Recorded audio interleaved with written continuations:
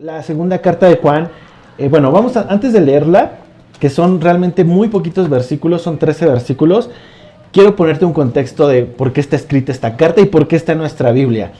En la antigüedad pues no existía el WhatsApp, ¿verdad? Y tampoco existían los correos electrónicos ni nada de esto. Entonces el medio de comunicación que eran pues las cartas. Entonces la iglesia primitiva se comunicaba con cartas.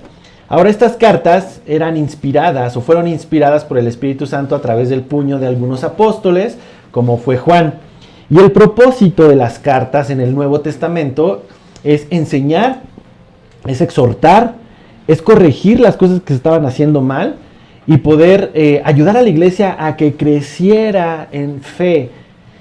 Ahora, era una iglesia primitiva y era una iglesia donde no existía un canon bíblico como el que tú y yo tenemos. Entonces, dependían muchísimo más de la guía del Espíritu Santo para poder expresar las verdades de la fe.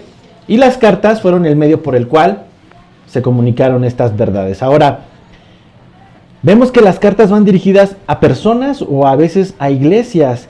Y aquí vamos a entrar un poquito en suposiciones porque no está explícito el nombre a quien va dirigida. Y a primera vista parecería que es una carta personal, pero no lo va a ser así. Y por tanto yo puedo y me atrevo a poder apropiarnos de esta carta para Calvary también, para esta iglesia, porque ha sido una carta que ha bendecido a la iglesia por generaciones. Bendijo a la iglesia del primer siglo y sigue bendiciendo a la iglesia de este siglo XXI. Entonces, en el canon bíblico se encuentra esta segunda carta. Y como te decía, a primera vista, si tú la lees, y ahorita la vamos a leer, parecería que es una carta personal, un mensaje personal de Juan hacia una señora, que aquí la menciona así. ¿Y por qué creemos que podría ser una carta personal? Pues por cómo se dirige. Pero esto es interesante. Tú podrías leer la Biblia en tu casa, podrías llegar a esta carta, leerla y decir, ¿qué hace esta carta aquí? Como que a alguien se le coló. Y podría no ser relevante para ti si tú tienes un estudio de lectura, porque dices, pues es lo mismo que ya dijo en Primera de Juan. Y en esencia sí, 8 de los 13 versículos es repetición de lo que ya dijo en Primera de Juan. Y luego es muy breve, son 13 versículos. Entonces podrías preguntarte, ¿por qué está esta carta aquí? Y justo esta carta es la más corta de todo el Nuevo Testamento, junto con la de Judas, que también es un capítulo, y también Tercera de Juan, que también es un capítulo. Es de las cartas más cortas, pero tiene un propósito, y es el que hoy vamos a desmenuzar y a descubrir, porque si está en la Biblia, es valiosa. Y si es valiosa y útil para la iglesia, la vamos a estudiar. Entonces, por el tono personal, como te decía, podríamos terminar leyéndola muy superficialmente y perdernos la riqueza que hay en esta carta. Así que vamos a estudiar la belleza que hay en ella. Son 13 versículos. Hermanos, yo lo leí en 1 minuto 30. En 90 segundos te avientas esta carta. Así que la vamos a leer 2 veces, pero te voy a retar a 2 cosas el día de hoy. El primer reto es, la vamos a leer como vuelo de águila, así se llama este método de lectura, que literal es leerla de corrido. Y el segundo método va a ser un método explorador, literal es como adentrarte a la jungla y empezar a encontrar y a observar las cosas que hay en ella. Entonces, primero lo leemos 13 versículos general, directo, y después, en el segundo intento, yo te voy a retar que encuentres las palabras que más se repiten. Si tú ves una palabra que se está repitiendo constantemente, si te gusta rayar tu Biblia, ráyala, si no, identifícala. Identifica esas palabras que más se van a repetir, ¿sale? Entonces vamos primero con la lectura general, a vuelo de águila, literal. Dice así: el anciano a la señora elegida y a sus hijos, a quienes yo amo en la verdad, y no solo yo, sino también todos los que han conocido la verdad, a causa de la verdad que permanece en nosotros y estará para siempre con nosotros.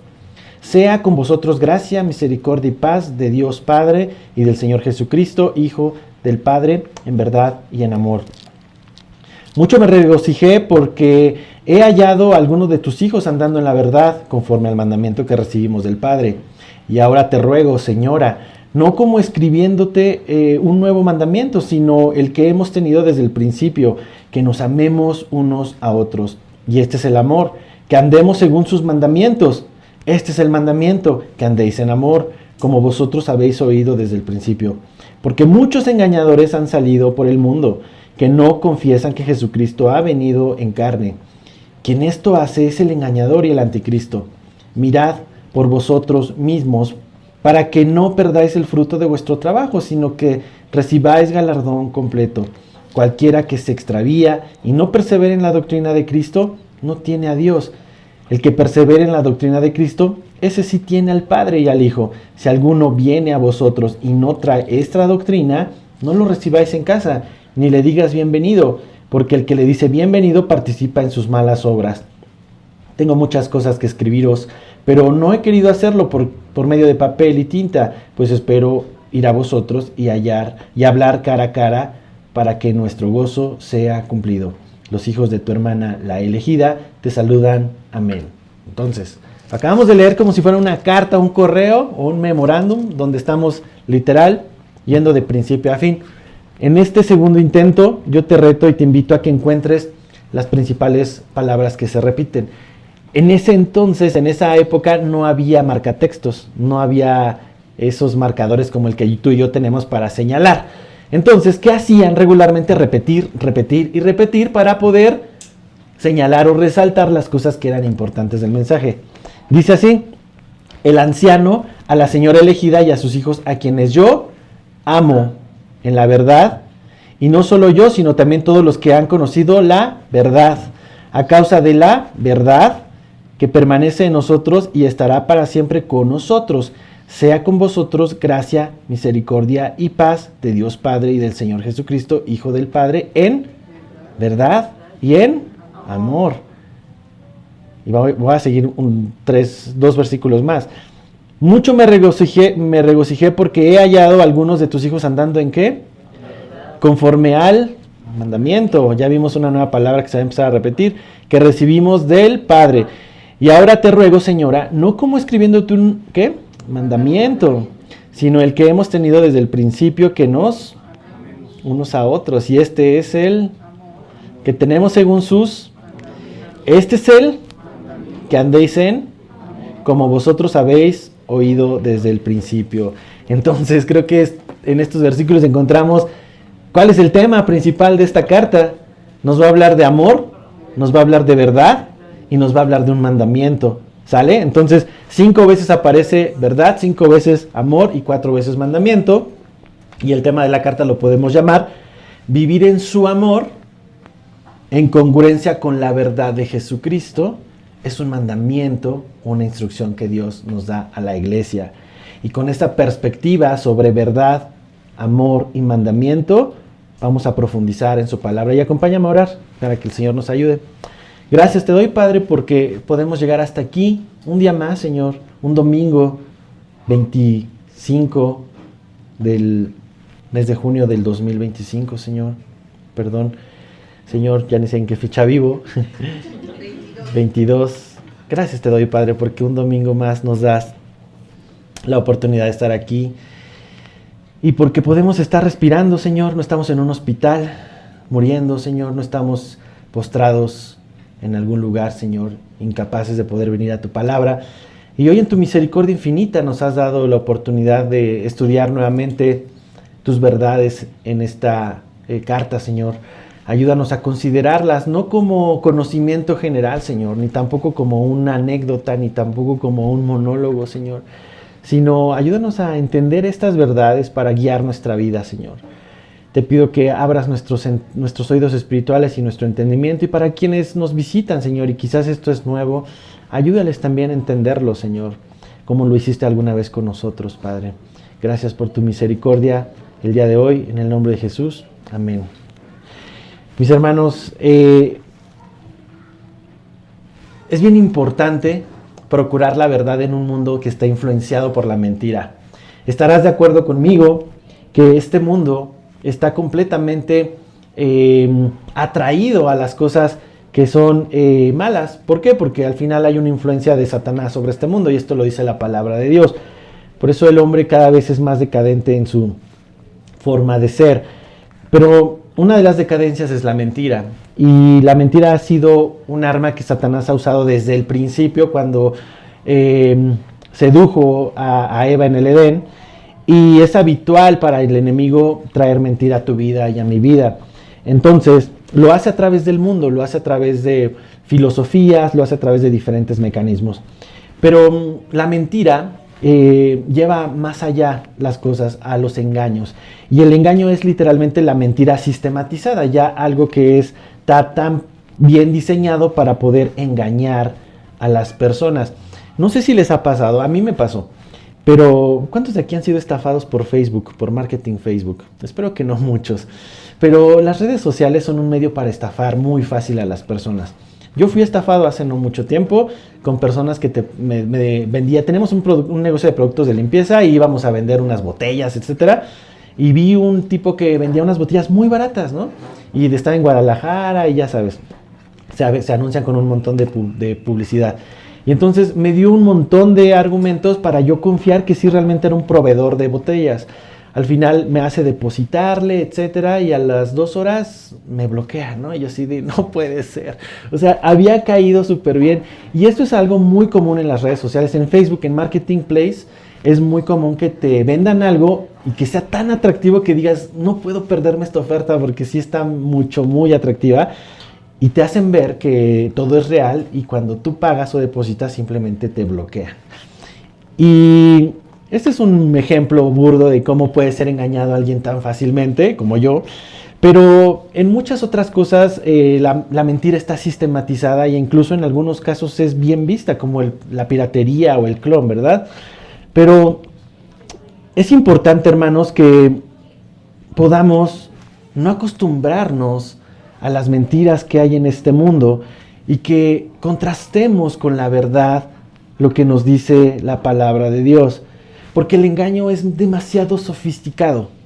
No toca tu puerta y te dice, hey, soy el engaño, vengo por ti. No, es demasiado sutil. Y espiritualmente, así como ahorita te daba un ejemplo, todo parece ser bueno, pero Satanás ha influido en hombres que predican los evangelios, amadores de sí mismo, para engañar a las personas. Y lo que Juan está notando en este tiempo es que ya había falsos cristos, falsos maestros engañando a las personas. Sutilmente estaban alejándolos del evangelio de la verdad. Y como te decía, desde el Génesis, Satanás no ha descansado en desvirtuar las palabras de Dios. Desvirtuar el evangelio para hacerte creer en un evangelio que no es verdadero, para que te vayas a un infierno que sí es verdadero. Eso es lo triste. Y el enemigo busca eso en las personas, sistematizar el engaño de evangelios falsos. Pero Juan va a hacer una alerta bien importante a partir del versículo 7. Y sabía muy bien esto. Lo vimos en primera de Juan exhortando a la iglesia en el capítulo 3, en el capítulo 2 y en el capítulo 4. Cuidado con los anticristos, cuidado con aquella gente que predica o que dice predicar a Cristo, pero el mensaje es contrario y es mentira. Y piensa en esto, estamos en la parte final del primer siglo, el año 90 probablemente, cuando este hombre escribe esta carta. Quizás ya era el último apóstol vivo. De hecho, el Evangelio de Juan, como lo vimos hace algunos meses, se escribió al último, fue el último de los 4 evangelios para reforzar la verdad que estaba siendo contaminada por ideologías. Ahora, Juan no solamente escribió el Evangelio, sino también las cartas, resaltando la verdad de Jesucristo y advirtiendo sobre falsos maestros que iban a estar predicando engaños sobre Jesucristo.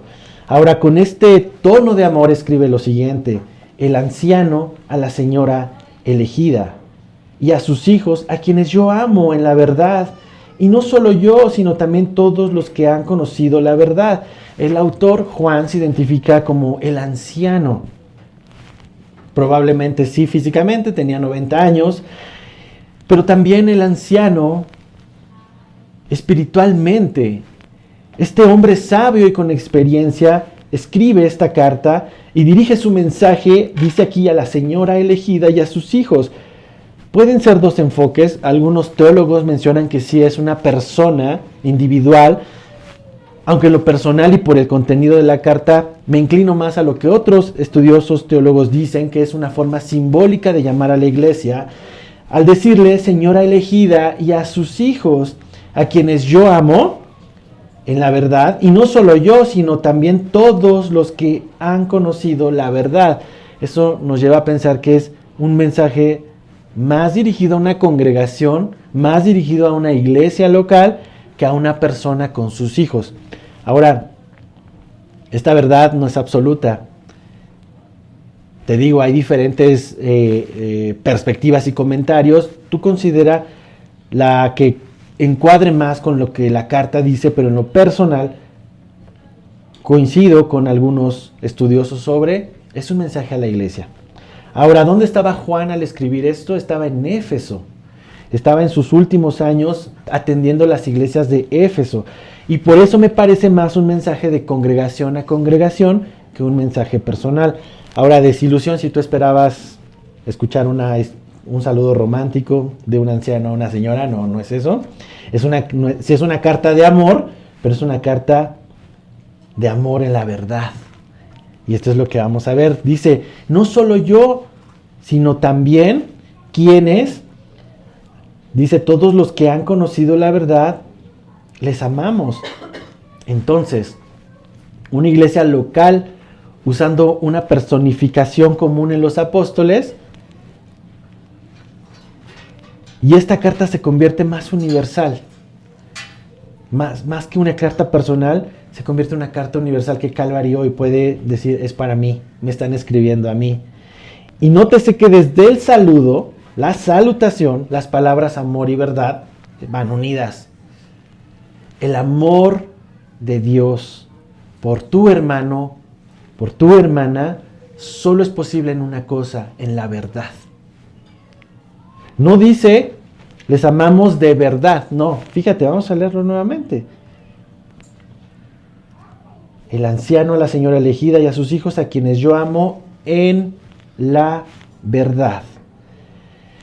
Por eso es tan difícil para las personas, hermanos, que se amen donde la verdad no es expuesta constantemente. La verdad es el Evangelio de Cristo. Y cuando el Evangelio de Cristo no está expuesto, difícilmente se puede amar en la verdad. ¿Puedes amar? Sí. Pero es un amor o por conveniencia, o mientras me traten bien, o por temporalidad, o circunstancial. Pero cuando se rompe esa dinámica, el amor ya no permanece. ¿Por qué? Porque no es un amor en la verdad. El amor en la verdad lo vimos durante toda la primera carta. Es un amor ágape, un amor que no está condicionado, un amor que no tiene temporalidad, que todo lo sufre, que todo lo soporta. No es un amor como el natural que tú y yo sentimos por las personas. Es un amor diferente, es un amor divino. Ahora, en este versículo nos está diciendo, los amo en la verdad. Y ahora, versículo 2, a causa de la verdad que permanece en nosotros y estará para siempre con nosotros. Si tú puedes permanecer amando a los hijos de Dios, puedes seguir amando a la iglesia aún siendo imperfecta, es a causa de la verdad. Me encanta cómo lo traduce la Nueva Traducción Viviente, que dice, porque la verdad vive en nosotros y estará en nosotros para siempre. Que el Evangelio esté dentro de ti hace que tú puedas amar en verdad. Ahora, la verdad del Evangelio es lo que une a la iglesia. Es la razón por la que estamos aquí. La iglesia no se reúne alrededor de causas sociales. No estamos aquí pues para ayudar a la colonia. No nos reunimos por causas intelectuales para ver qué aprendo nuevo. Ni tampoco nos reunimos por causa de ocio. Pues no tenía nada que hacer. Me lanzo a la iglesia a ver qué se me ocurre. No, esas son asociaciones civiles o sin fines de lucro, o llámale como quieras. La iglesia de Cristo se reúne a causa de la verdad. Por eso Pablo declaraba en 1 Timoteo 3:15, esta es la iglesia del Dios viviente, columna y baluarte ¿de qué? De la verdad. Me encanta porque sabemos que Cristo es el camino, la verdad y la vida. Entonces, hermanos, si tú y yo estamos aquí es porque queremos conocer más a Cristo. Y si permanecemos en Cristo, en su verdad permanece en nosotros. Y como dice aquí en este versículo 2, permanece para siempre. Para siempre. La verdad no cambia. Su verdad es eterna. Gente hoy en día piensa que la verdad cambia de generación a generación. Te dicen, es que eso es del siglo primero, o sea, ya estamos en otra generación. Esto ya no aplica. La verdad de Dios no cambia. La Biblia nos dice que su verdad estará para siempre con nosotros. Y entonces, no solamente está con nosotros, también está entre nosotros, hermano. Que tú puedas dolerte con los que se duelen, amar a los que son difíciles de amar, alegrarte con los que se alegran. Es fruto de que Jesús está en nosotros. La fe cristiana es algo compartido, totalmente cierto. No se trata de individualismos, no se trata de llaneros solitarios, de justificar.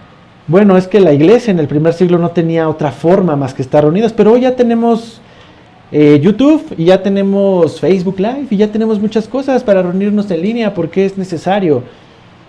Muchos tratan de justificar su ausencia en las iglesias locales, por no entender la verdad de Cristo. ¿Cómo puedes amar de verdad a alguien desde el individualismo? Es imposible. Tratar de justificarlo es tratar de cambiar la verdad.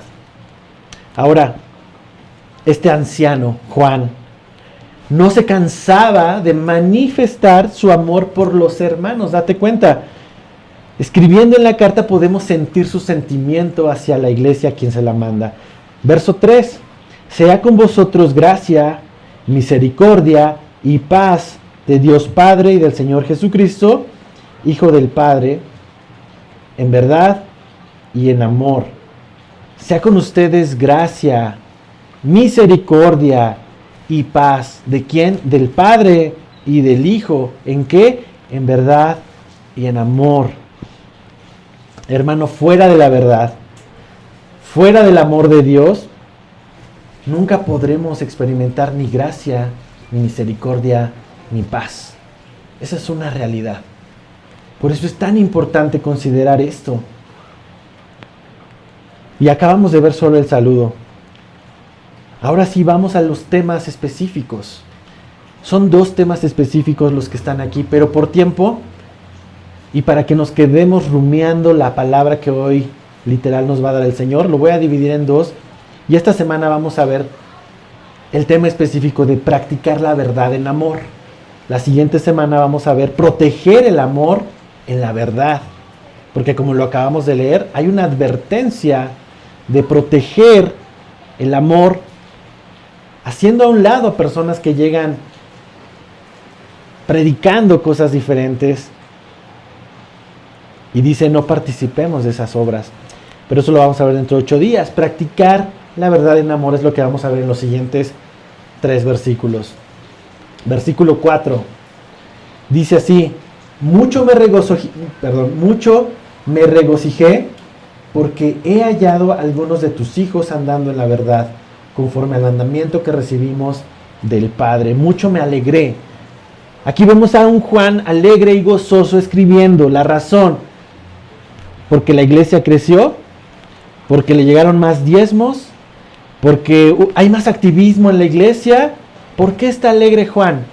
Aquí mismo nos dice, estoy alegre porque he hallado a algunos de tus hijos andando en la verdad. Hallar a los hijos en la verdad es causa de gozo. El corazón de un pastor, y no solamente hablo de un pastor de congregación También tú como padre, como pastor de tu casa, se goza cuando sabes que tus hijos andan en la verdad, andan en Cristo. Si bien la verdad no es la única preocupación que los pastores tenemos, es una gran preocupación que ustedes caminen en la verdad.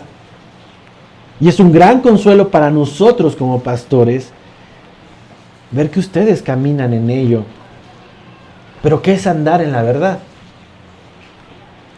No faltar los domingos, servir en todos los ministerios, tener muchas actividades en la semana cristianas. No, hermano, eso no es andar en la verdad. Andar en la verdad es andar conforme a los mandamientos que recibimos del Padre. Andar en la verdad es andar en Cristo. Amar lo que Él ama, aborrecer lo que Él aborrece. ¿Y cuándo? ¿Eso solo los domingos? No, eso no es andar con Cristo. Es de lunes a domingo. Ahora, 365 días del año, todos los días que el Señor te permita respirar, que tú puedas andar en Cristo, es lo importante. Pero mira, esto es más importante aún. Me encanta cómo lo describe Tozer. A.W. Tozer afirma que la meta de todo cristiano debe ser vivir en un estado de adoración interrumpida. Esto solo es posible cuando andamos en Cristo. Y sí, ese es nuestro anhelo. Sabemos que el pecado rompe muchas veces nuestra comunión y nuestra relación con Dios. Pero el pecado, hermano, cuando estás batallando con él, te permite saber e identificar cuando estás vulnerable a volver a caer. Por eso me encanta la palabra que dice cuando pecamos, 1 Juan 1:9, si confesamos nuestros pecados, Él es fiel y justo para perdonarnos. ¿No? Esa es una verdad increíble y limpiarnos de toda maldad. Y te levantas y batallas nuevamente. Ya sabes, la próxima vez que veas otra vez las circunstancias similares, ya sabes cómo va a acabar eso. Ahora, lo ideal sería que viviéramos en este modo interrumpido de comunión con Dios. Pero es importante saber y entender nuestra condición. Necesitamos venir a Cristo constantemente a ser lavados. Y esa es una parte importante de la verdad de Dios, del Evangelio de Dios. Pero aquí hay algo todavía más interesante. Fíjate, la verdad no solamente es importante por conocerla. La verdad es importante porque podemos vivir conforme a ella. De nada nos sirve, hermanos, aprendernos los textos de la Biblia. De nada me sirve saberme de memoria 1 Corintios 10:13, 1 Juan 1:9 y saber que el Señor, junto con la tentación, dará la salida para que pueda soportar. De nada sirve que yo tenga la verdad en mí si a la hora de decido no andar conforme a ella. Lo verdaderamente relevante es cuando tú y yo conocemos la verdad y podemos andar en la verdad, andar conforme al mandamiento de Dios. Así que, hermanos, no es suficiente saber la verdad, debemos demostrarla mediante nuestras decisiones y acciones donde quiera que estemos. Me encanta aquí que ahora nos señala, andan conforme al mandamiento que recibimos del Padre. ¿Y cuál es ese mandamiento? ¿Quién recuerda cuál es el mandamiento que recibimos del Padre? Amarás al Señor tu Dios, ¿verdad? Es el primer mandamiento. Pero después Jesús nos da un mandamiento nuevo. ¿Se acuerdan cuál es? Ámense unos a los otros. Primera de Juan expone todo este tema de una manera increíble, pero nos lo va a recordar en los siguientes textos. No es que segunda de Juan te traiga un nuevo mandamiento, ni tampoco es que te traiga la versión mejorada de primera de Juan. Ni tampoco te trae la corrección de errores de primera de Juan, como llegan las actualizaciones de los teléfonos, ¿verdad? Ni tampoco la versión actualizada. No, nos va a hablar de un mandamiento que ya había mencionado tanto Jesús como Juan en su primer carta. Y Juan expresa, versículo 5, ahora te ruego, Señora, no como escribiéndote un nuevo mandamiento, sino el que hemos tenido desde el principio, que nos amemos unos a los otros. ¿Te das cuenta? Conecta con el mandamiento de Juan 13, y acompáñame allá, Juan 13, 34, 35. Hermanos, este es el mandamiento que Jesús dejó para su iglesia. Juan expresa que es el mismo que se ha enseñado durante los primeros años de la iglesia y que se sigue enseñando todavía el día de hoy. Juan 13, 34 al 35 dice: un mandamiento nuevo os doy, que os améis unos a otros como yo os he amado, que también os améis unos a otros. En esto conocerán que todos sois mis discípulos si tuvieren amor los unos a los otros. El mandamiento es que nos amemos unos a otros. Y dices tú, ¿otra vez vamos a ver esto? Muchas veces a través de las repeticiones que tú y yo podemos entender las cosas. ¿Cómo te aprendiste las tablas de multiplicar? Repitiéndola como perico, ¿verdad? Y hoy te la sabes de memoria. ¿Cómo te aprendes algún concepto, algún texto bíblico? A través de la repetición. Pero no solamente en la mente, también en el cuerpo. ¿Cómo ejercitas un músculo? A través de las repeticiones. Las repeticiones nos ayudan a retener las cosas. Entonces Juan lo vuelve a repetir. Y que nos repita el Señor estas cosas esenciales para la fe, tiene provecho para ti y para mí el día de hoy. Pablo lo hacía constantemente en sus cartas, en Filipenses 3, 1, les dice: por lo demás, hermanos, gócense en el Señor. A mí no me es molesto el escribir las mismas cosas y para vosotros es seguro. Así que Juan, y el día de hoy, yo también he decidido repetir estas verdades. Dios nos está llamando a algo, a obedecer un mandamiento, amarle a Él y amar los unos a los otros. Así que aquí tenemos a Juan recordándonos esto. Mis hermanos, una verdad interesante.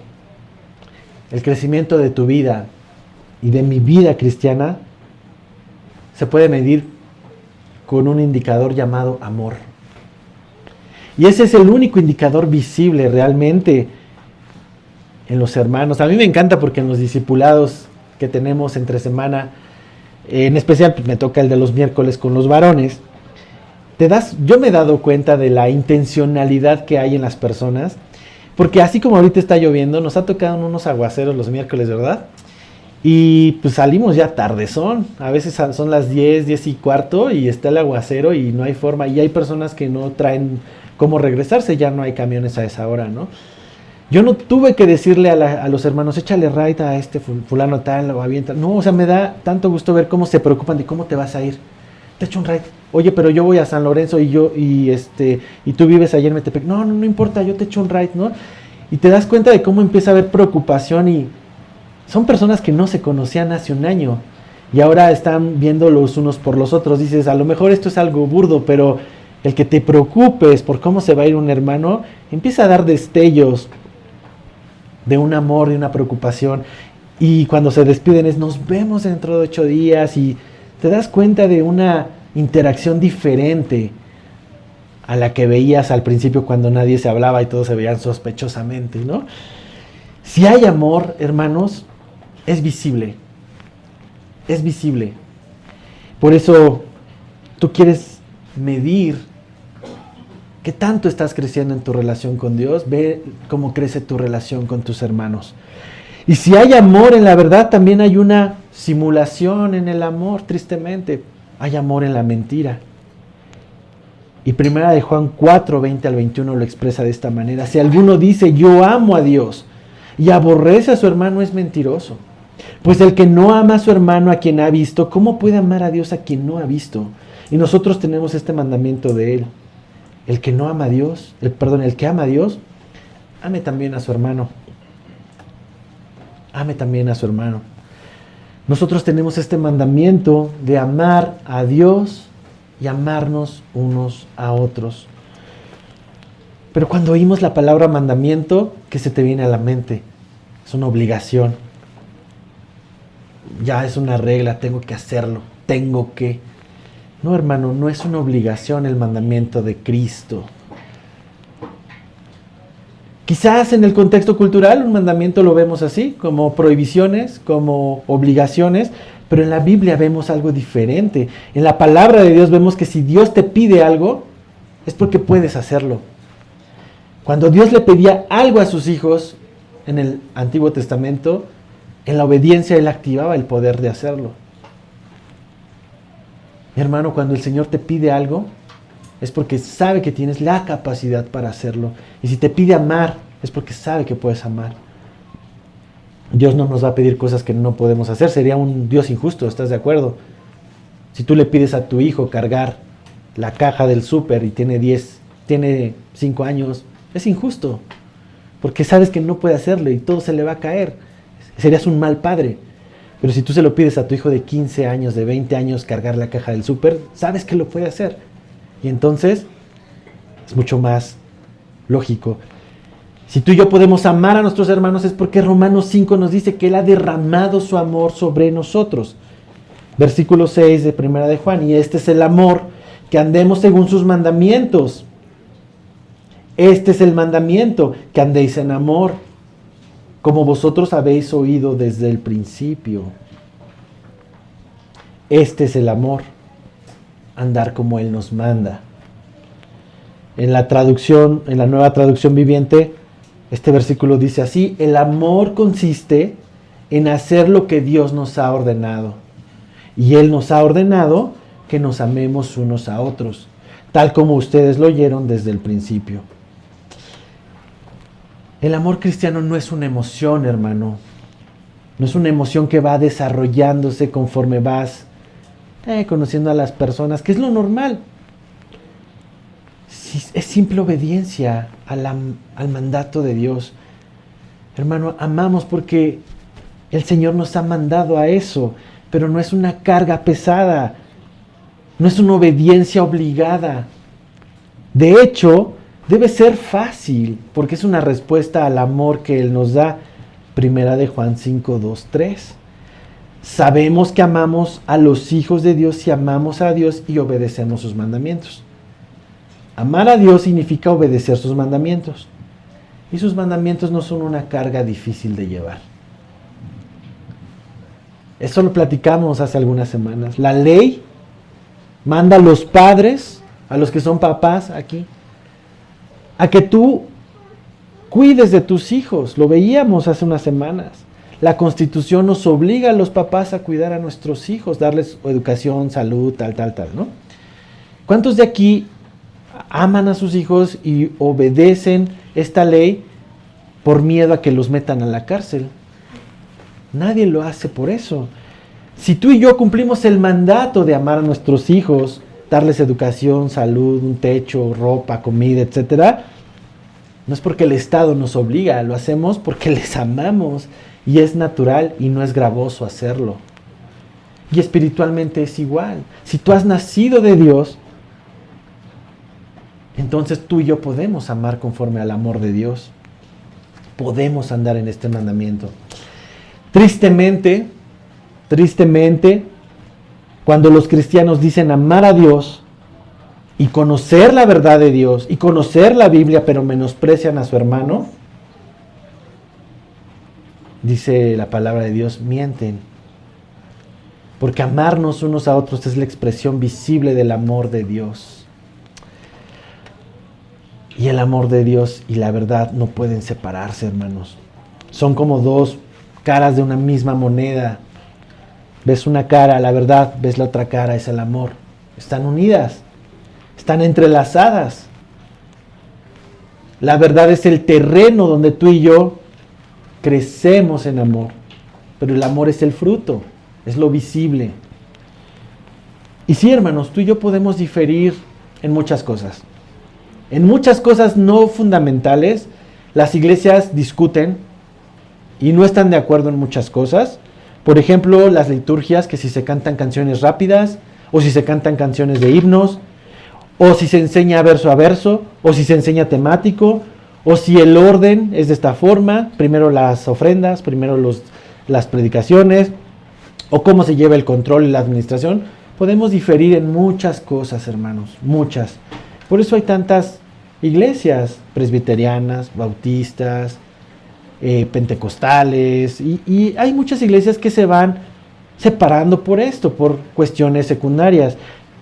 Pero amarnos unos a otros, como Dios nos ha amado, siempre debemos estar de acuerdo en ello.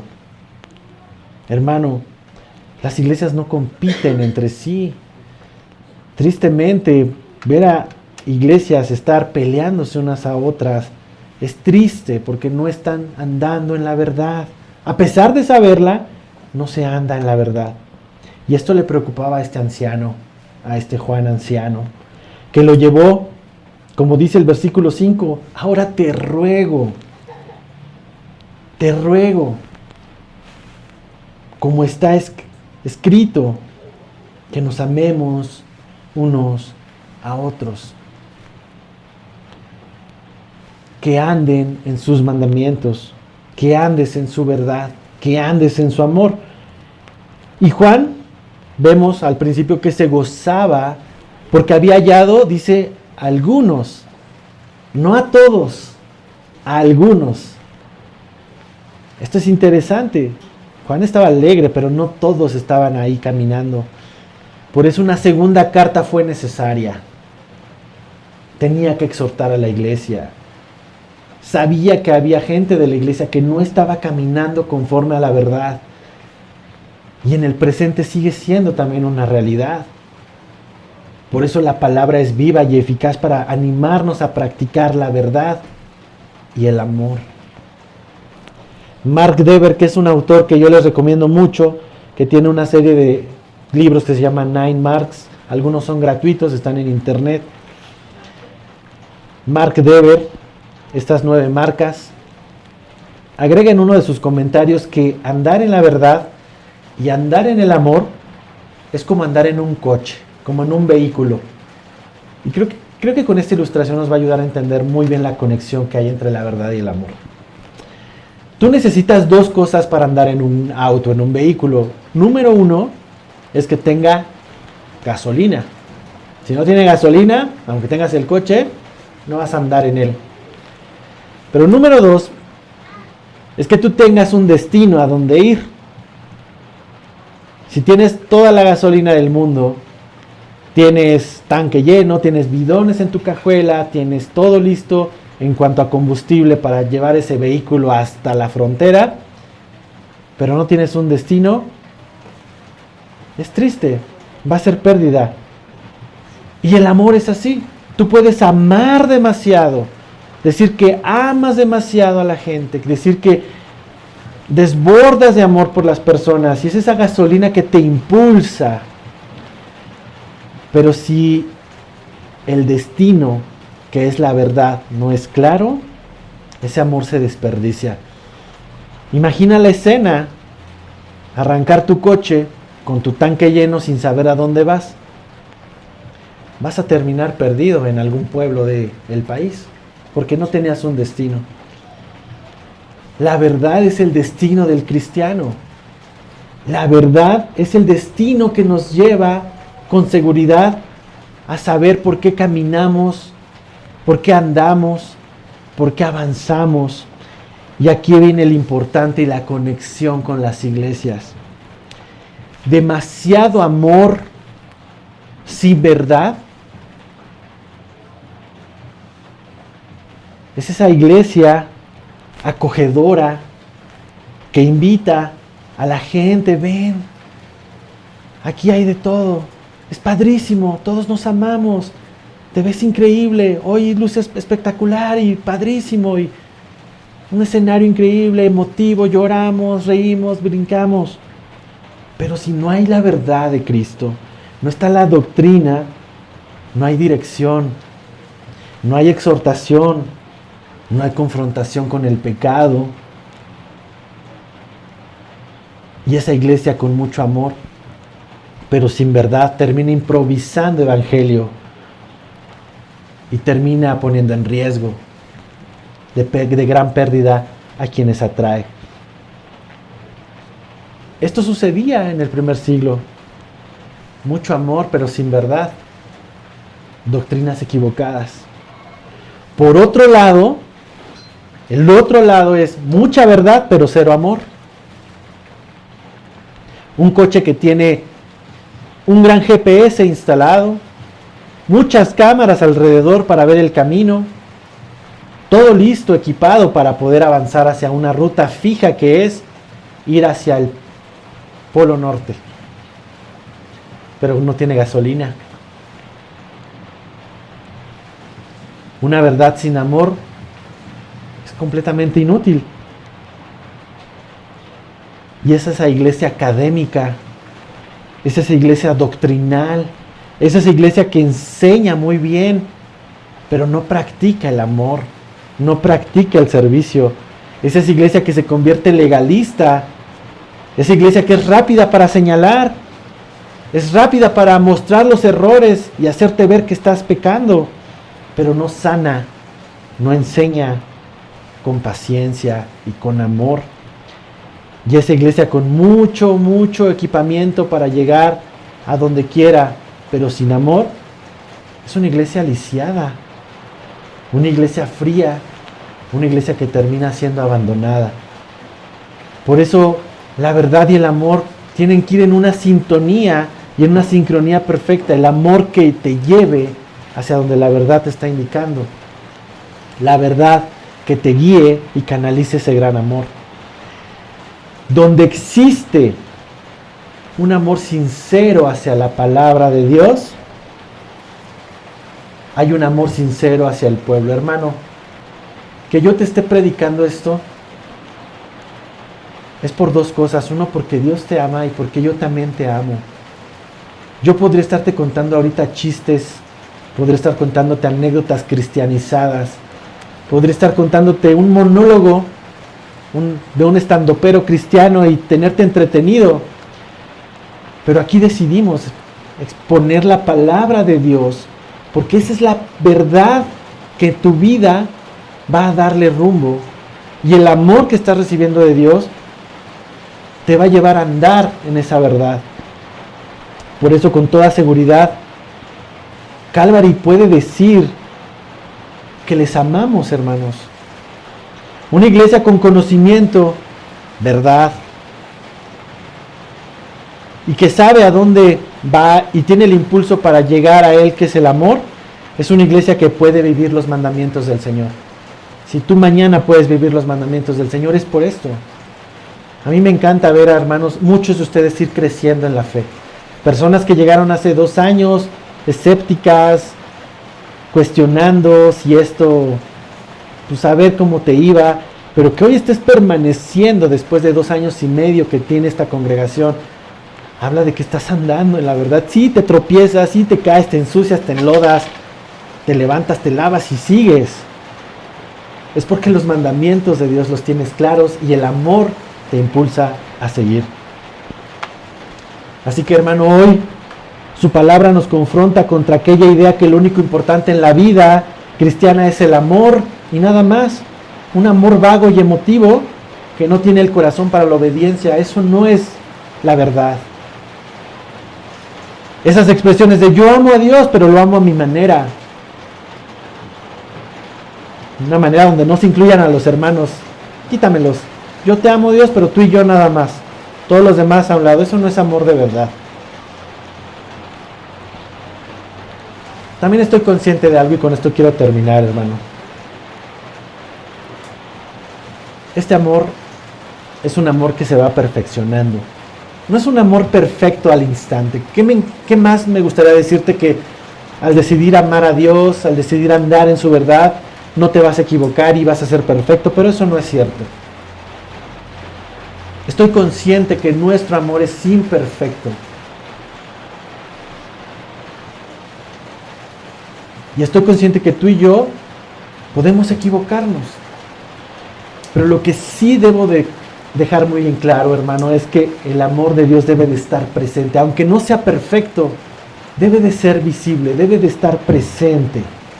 Debe de notarse ese brotecito, esa ramita, ¿no? Como cuando ves una planta crecer que ya aventó el germinado.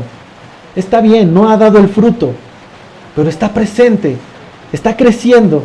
Y eso anima que estás avanzando. Un gran roble no nace de la noche a la mañana con esa altura. Nace siendo una rama insignificante que pueden pisotear y no da sombra. Pero el día que crece y da sombra es un árbol espectacular. Y así es tu amor y mi amor hacia el Señor. Hoy no es perfecto, pero tiene que estar presente y creciendo.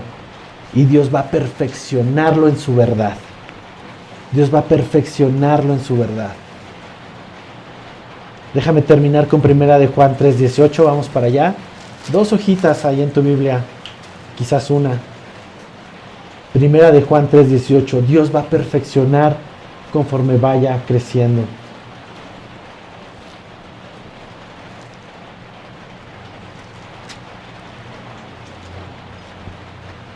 Hijitos míos, no amemos de palabra ni de lengua, sino de hecho y en verdad. Y en esto conocemos que somos de la verdad y aseguramos nuestros corazones delante de Él. En esto conocemos que somos de la verdad y aseguraremos nuestros corazones delante de Él. Hermano, estemos arraigados en su verdad. Esa es mi invitación. Permanece en la verdad del Señor. Permanece. El amor es bueno, sí, pero si no está en la verdad, es un gran desperdicio. Permanece en la palabra. Permanece en tus tiempos devocionales. Permanece en los estudios, permanece en los discipulados. El Señor se va a ir encargando de hacerlo crecer ese amor. Y aquí mismo en 1 de Juan 4, 16 y 17 dice, y nosotros hemos conocido. Si yo te animo a permanecer en su verdad es porque vas a conocer más a Dios. Y en esto, y nosotros hemos conocido y creído el amor que Dios tiene para con nosotros. Dios es amor. Y el que permanece en amor, permanece en Dios y Dios en Él. En esto se ha perfeccionado el amor en nosotros para que tengamos confianza en el día del juicio. Pues como Él es, así somos nosotros en este mundo. El llamado de Juan, el llamado del Espíritu Santo para tu vida, para mi vida, es permanece en su verdad para que ames en su verdad. Hermanos, quiero que nos pongamos de pie todos y vamos a pedirle a Dios ayuda con esto, porque es fácil olvidarlo. Tan fácil que el mismo Juan tuvo que mandar 2 y 3 cartas.